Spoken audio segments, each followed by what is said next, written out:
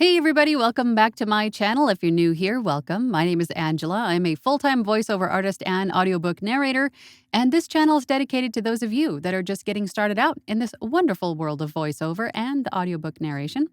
And through my channel, I share with you some of the techniques and tips and tricks that I use every day in my own voiceover business, and I answer your questions about the business or audiobook narration. One of the questions that I got recently was regarding contracts through ACX. And so I decided that I'm going to try to demystify the ACX contract a little bit in this video. So if you're ready, I'm ready. Let's get started.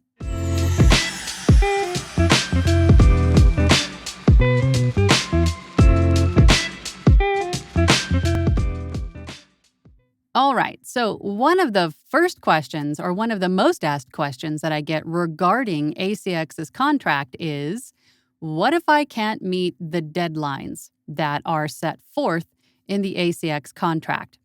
And let me back up a little bit. You're an ACX, you're a producer or audiobook narrator, and someone sends you an offer to produce or narrate their audiobook. So, what that entails is an offer has a contract in it. And in that contract, it's going to show you the title of the book, the rate that they're offering you, or the pay type in which the rights holder is offering you, and then, of course, some due dates. That's about it. That's all that you really need to look at. The rest of it is just general, ACX audiobook producer jargon. But the most important things to look at in that contract are, of course, again, the title of the book, the payment terms, and the due dates, right? The rest of the contract is pretty much filled in for you, and they're all same from book to book to book. So you want to make sure that the title of that audiobook is the same one that is in, ACX. Just do a little bit of extra Scooby-Doo to make sure that it is a legit title and that the author or the person sending you the offer is the name on the book in Amazon. You want to just make sure that that is all correct. And then the next thing to look at are the due dates. Now, if the due dates, I think sometimes they might be pre-filled. And I'm not sure about this, and I'm still trying to figure out if this is what it really is. But what it sounds like is happening is that ACX probably has a contract generator that uses or takes the word length of the book and just kind of generates a roundabout due date for it. I don't know if the rights holders actually choose the due date or if that's kind of pre-filled based on the word count. If anybody knows exactly what that is or if that is what happens, please leave that comment down below. It'd be interesting to know what it is. But that's what I'm assuming what happens. But anyway, look at the due dates. Usually the first 15 minutes to check, your pace and tone is due within a week to 2 weeks, again, depending on the length of the book. If it is something that you can get done faster than 1 to 2 weeks, then great. Turn it in early. Get the ball rolling early. If not, you can always reach out to the rights holder and ask them to give you a little bit more time. From what I understand, the dates on the contract cannot be changed once it's accepted. However, if you have a verbal agreement with a rights holder stating, they will give you more time, or if you are maybe going on vacation but like to finish it when you get back, so you're going to be a little bit over that contract date, that is fine as long as the rights holder agrees to the change of contract date. There isn't a way to change the actual contract from my understanding.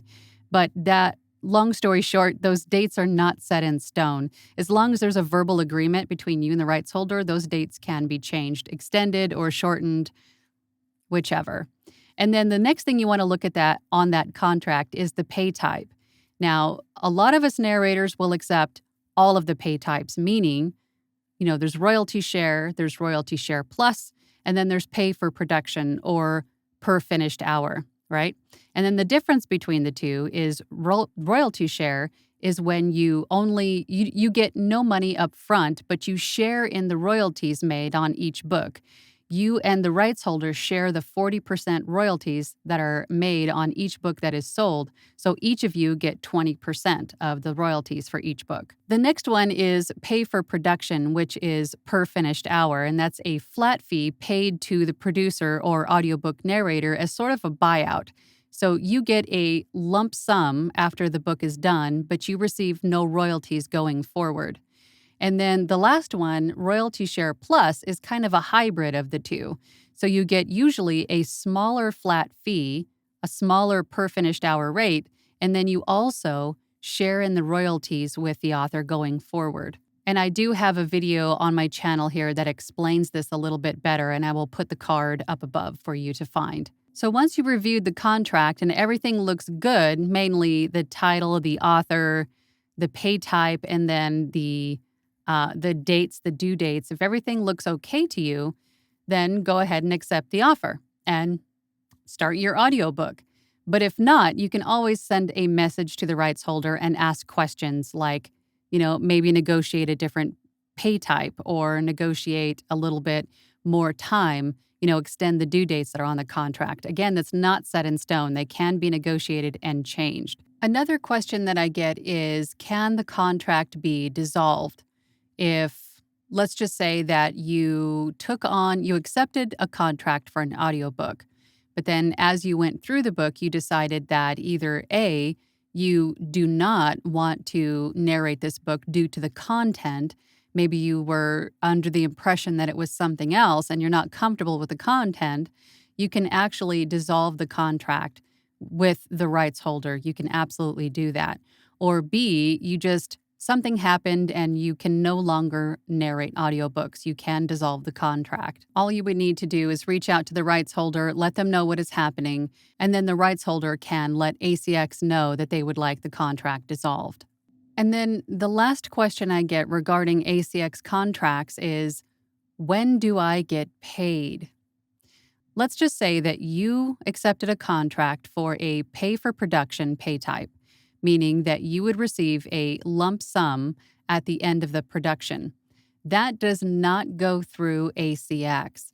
Once that rights holder has approved the production, you've turned in all the files, the rights holder is happy with your narration and your production of the project, and they accept it, ACX is going to ask you if you have been paid. They will give you a button to click for yes, right, that I have been paid. ACX does not pay you. The rights holder pays you. So as soon as they accept your production, you need to give them a method of payment, right? I use PayPal, for example. You can give them your PayPal invoice or send them your, PayPal me link to pay you what you have agreed upon to be paid for this production. That does not go through ACX. But once the rights holder has paid you and you've confirmed it in your account, then you can click that Yes, I have been paid button and move on. ACX will then take all of those files and put them through their quality assurance and make sure that they are formatted correctly for ACX's standards. If you chose a royalty share, right, there is nothing that the rights holder is going to pay you up front. You will then start to earn royalties once it goes through QA and all the files are formatted properly. And once you start to get sales on those audiobooks, then you will start to earn royalties month after month on that book. If you chose Royalty Share Plus, it's the same thing as pay for production. ACX is going to want to know that you have been paid that pay for production rate before they put the files through for QA. So again, make sure that the rights holder has your preferred method of payment and that they pay you and that you've confirmed it in your account that you've been paid. Then you can let ACX know, yes, I have been paid. Then the files will go through their QA and then go into retail sale. And then you will also then start to earn royalties on that audiobook as it sells. So please make sure if you accept a pay for production rate that you are paid, that you confirm that you are paid directly from the rights holder before you click that Yes, I have been paid button, because that will prevent the book from going into QA and going into retail until you get paid. And I'm asked that question a lot, so please keep that in mind. So please make sure that you do have like a third-party payment process for rights holders to pay you, like for example, PayPal. Some sort of a buffer between you and your bank account to collect money. I hope all of that makes sense. If you have any questions or more questions about this topic or any other topics regarding voiceover or audiobook narration, please leave them down below. I hope this video helped you. If you liked it, if you did find it helpful, hit the like and subscribe buttons. I really appreciate that. If you have any questions or want to know more about me, my work, or how I can help you get started in either voiceover or audiobook narration or both, check out my website, voiceoverangela.com. Thank you so much for your time and for watching today. I appreciate it, and I'll see you on the next one. Bye.